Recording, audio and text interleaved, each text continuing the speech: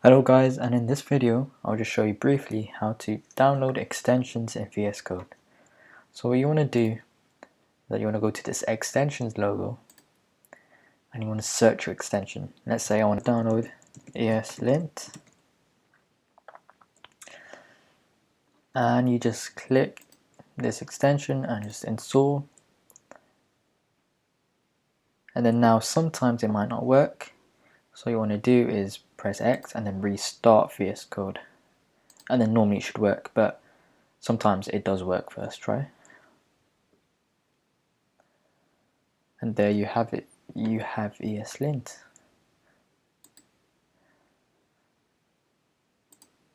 Let me just open just to make sure.